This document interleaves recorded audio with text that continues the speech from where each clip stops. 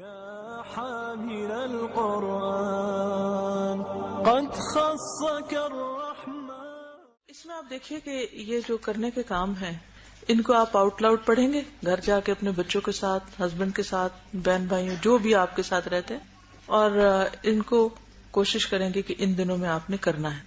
Routine میں جو آپ کام کرتے ہیں، مثلاً اگر آپ تہجد پڑھتے ہیں تو آپ کیا کریں گے، اس میں مزید کیا اضافہ کر سکتے ہیں، آپ ہی بتائیے. طویل قرات کر لیں گے. اور تہجد کی بات کری، میں بالکل شروع کر رہی ہوں دن کو، کیونکہ 10 دن میں آپ نے اچھے اچھے کام کرنے. تو سب سے پہلا کام صبح کیا ہے؟ اگر تہجد نہیں پڑھتے تو تہجد پڑھ لیں. تو گویا آپ نے ایک ایکسٹرا کام شروع کر دی. اگر آپ تہجد پڑھتے ہیں تو کیا اضافہ کریں گے اس میں؟ قرات لمبی کر لیں یا تعداد ذرا زیادہ کر لیں. اگر 2 نفل پڑھتے ہیں تو 4 پڑھ لیں، 4 پڑھتے 6. ویسے تو 8 مسنون ہے، لیکن پھر بھی بعض اوقات ایسا ہوتا ہے نا، انسان کہتا ہے 8 کا لمبا اتنا نہیں، تو کم از کم تعداد میں ہم اضافہ کر سکتے ہیں. اور اس کی کوالٹی، یعنی کوالٹی اینڈ کوانٹٹی، یہ 2 لفظ یاد رکھیں. ان 10 دنوں میں جو آپ کام کرتے ہیں یا اس کی کوانٹٹی بڑھا دیں یا اس کی کوالٹی بڑھا دیں، ہو سکے تو دونوں ہی بڑھا دیں. اگر ہم نے ان 10 دنوں میں پریکٹس کی تو انشاءاللہ کیا ہوگا کہ بعد میں بھی اس کے کچھ اثرات رہ جائیں گے. تو اگر آپ ان 10 دنوں میں تہجد کے عادی ہو گئے تو آپ سمجھیں کہ آپ نے اللہ کے فضل سے اس 10 دن سے فائدہ اٹھا لیا. ہمیں نہیں معلوم کہ اگلے سال یہ 10 دن کہاں اور کیسے نصیب ہوتے ہیں. اور اس میں مشکل یہ ہے کہ ہمارے ہاں لوگوں کو پتہ ہی نہیں ہے. آخری عشرے کا سب کو پتہ ہے رمضان کے، لیکن ان 10 دنوں کے بارے میں عموماً ہم غفلت کا شکار ہیں. تو اس لیے صرف خود ہی نہیں نیکی کرنی، اوروں تک بھی پیغام پہنچانا ہے. مثلاً آپ ان کو یہ کاغذ دے سکتے ہیں، لیکن صرف دے کے نہ آ جائیں، ان کے ساتھ بیٹھ کے تھوڑا سا پڑھ بھی لیں. یہاں کچھ کاموں کی چیک لسٹ بنائی گئی ہے، اور یہ چیک لسٹ اس طرح بنائی گئی ہے کہ آپ اس کاغذ کو پھر سیدھا کر کے جا کے گھر میں فرش پہ لگا دیں، کسی بورڈ پہ لگا دیں، کہیں بھی لگا دیں تاکہ آپ کو یاد رہے. تو اس میں جیسے تہجد کی بات ہوئی تو تہجد اگر پڑھتے ہیں تو طویل قرات کریں. پھر اسی طرح اگر ضحیٰ کے نفل نہیں پڑھتے آپ تو ان کو پڑھ لیں، اشراق یا چاشت. اور یہ 2 نفل جو ہیں یہ اتنے کام کے ہیں کہ سارے دن کے معاملات کو درست کرنے والے ہیں. یعنی ان نوافل کا فائدہ یہ ہے کہ انسان کے وقت میں برکت ہو جاتی. زیادہ سے زیادہ ہم 2 نفل کتنی دیر میں پڑھتے ہیں؟ 5 منٹ میں. میرا نہیں خیال ہم 5 منٹ سے زیادہ لگاتے ہیں، اس سے کم لگتا ہے. اگر ہم اپنے آپ سے پوچھیں کیا میرے پاس واقعی 5 منٹ کوئی نہیں؟ ہم بہانہ کرتے رہتے ہیں، ٹائم نہیں، یہ کام ہے، وہ کام ہے، بچے رو رہے ہیں، فلاں ہے. ٹھیک ہے، سب کچھ ہے، مانتے ہیں بہت کام ہے ہم کو، لیکن کیا جب بھی کوئی کام نہ کرنے کو دل چاہے تو اپنے آپ سے خود پوچھا کریں کیا واقعی، کیا یہ سچ ہے کہ میرے پاس 5 منٹ کوئی نہیں؟ صبح زوال سے پہلے واقعی 5 منٹ کوئی نہیں کہ ہم 2 رکعت پڑھ لیں؟ ہے نا ٹائم. لیکن ہم ایک معمولی سی کال بھی جو آتی ہے نا ہماری 5 منٹ سے کم نہیں ہوتی. 5 میں تو چھٹ جائے جان بڑی بات ہے، وہ تو جو شروع ہوتا ہے پھر ختم نہیں ہوتے، لوگ انہیں باتوں کو دہراتے رہتے ہیں. یہ نفس کا دھوکہ ہے، اور نفس ایسے دھوکے دیتا ہے، ایسے دھوکے دیتا ہے کہ ہمیں خود بھی پتہ نہیں چلتا. نمازوں کی کوالٹی اور کوانٹٹی دونوں کی طرف.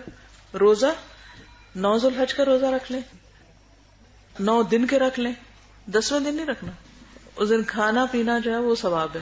ایام تشریق کے بارے میں بھی آتا ہے کہ یہ دن کھانے پینے اور اللہ کے ذکر کے ہیں. پھر قضاء شدہ روزے جو ہیں ان کی قضاء بھی رکھ سکتے ہیں، تو ان دنوں میں رکھنے کا زیادہ ثواب ہوگا. پھر قرآن مجید جو ہے اس کی بھی بکثرت تلاوت، پہلے سے کوانٹٹی یا کوالٹی دونوں میں کچھ نہ کچھ اضافہ کر لیں. کوئی نئی صورت حفظ کریں ان دنوں میں، جو حفظ کیا ہوا اس کو ریوائز کرنے کی کریں کوشش. ہم پتہ کہ رینڈم حفظ کر رہے تھے، یہاں سے حفظ کر لیا، وہاں سے کر لیا، وہاں سے کر لیا، پھر یاد نہیں رہتا کہاں سے کیا ہوا. تو میں سوچ رہی تھی کہ ایک لسٹ بنا لیتی ہوں کہ کہاں سے میں نے حفظ کیا ہوا، اور پھر اپنے آپ کو ٹیسٹ کرتی ہوں کہ کون سا یاد ہے اور کون سا اتنے دنوں سے پڑھنا ہی بھولے ہوئے. آج جیسے میں سورۃ نور پڑھ رہی تھی تو میں نے کہا مجھے تو یہ یاد تھا یہ حصہ، تو کتنے دنوں میں نے نماز میں پڑھا ہی کوئی نہیں اس کو. ایسا ہو جاتا ہے نا، ہم خود ہی بھولے ہوئے ہوتے ہیں اپنے کام. تو ان ساروں کی لسٹ بنا لیں کہ مجھے کتنی صورتیں یاد ہے، تو ان میں سے ایک چاہے 3 آیتیں یاد کریں اور اس دفعہ کر لیں، مزید کہیں سے بھی کر لیں. پھر اس کے بعد یہ ہے کہ اپنے لفظی ترجمے کی دہرائی کر سکتے ہیں اگر آپ نے قرآن پاک پڑھا. پھر ذکر اور دعا ہے، مختلف اذکار کی یہاں بات کی گئی، لیکن سب سے بہترین تحلیل تکبیر اور تحمید ہے جس کا یہاں پر ذکر کیا گیا، لا الہ الا اللہ، اللہ اکبر، الحمدللہ۔ پھر آپ یہ بھی کر سکتے ہیں کہ تکبیرات کی کیسٹ لے کے گھر میں 3-4 دفعہ پلے کر دیں۔ اگر کیسٹ نہیں ہے تو یوٹیوب پہ جا کے کمپیوٹر پر ان کو ڈاؤن لوڈ کر لیں تکبیرات کو، اور وہ ایک دفعہ آن کر دیں اس کو، صبح میں، دوپہر میں، شام میں، کیونکہ ہوگا صبح کرنے کا فائدہ یہ ہوگا کہ ایک دفعہ جب سنیں گے نا تو وہ پھر منہ پہ چڑھ جائیں گی، پھر دن میں کئی دفعہ خود ہی دہراتے رہیں گے آپ۔ پھر اسی طرح یہ کہ زکوٰۃ وغیرہ کی، صدقہ، والدین، رشتہ داروں وغیرہ کو اس میں یاد رکھیں۔ خدمت خلق کے بھی کوئی نہ کوئی کام ضرور کریں، اور عید اور قربانی کی سنتیں بھی جانیں، اس کے بارے میں پڑھیں، کیونکہ قربانی تو ہم کر لیتے ہیں بعض اوقات، لیکن یہ نہیں پتا ہوتا کہ اس کی کیا تاریخ کیا ہے۔ تو یہ ایک کتاب ہے، اگر آپ لے سکیں اور پڑھ سکیں، ابراہیم علیہ السلام بحیثیت والد کتاب کا نام ہے، لیکن اس میں سارا قربانی کا بھی ذکر آ گیا۔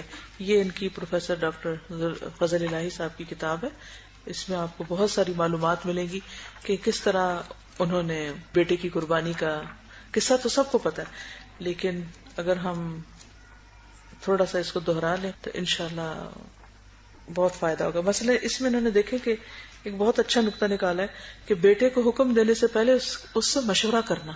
ہم کہتے ہیں بچے نا ہمارے آرڈر کرتے ہیں do this don't do this, تو بچوں سے بھی اگر آپ نے کچھ کہنا ہے نا تو پہلے انہیں کہیں کہ بچے اچھا یہ بتاؤ کہ کیا خیال ہے، کہ ہم یہ کام کر لیں یا یہ نہ کریں، تو اس سے کیا ہوگا کہ ایک بانڈنگ اور اسٹرانگ ہوگی۔ قرآن مجید میں آتا ہے نا، حضرت ابراہیم علیہ السلام کی قدوہ کی پیروی کرنے کو کہا گیا حضور صلی اللہ علیہ وسلم کو، تو ہمیں بھی کرنی چاہیے۔ تو اس کے لیے یہ کتاب اچھی ہے۔ ایک ہوتا ہے کہ میں آپ کو چند کہانی، چند باتیں بتا دوں گی، اور ایک یہ کہ آپ کو راہ لگا دوں گی، آپ تھوڑا تھوڑا کر کے اس کو ان دنوں میں پڑھ لیں تو بہتر ہے۔ اور پھر یہ ہے کہ متفرق نیک کام اور بھی اپنی لسٹ میں اضافہ کر لیں۔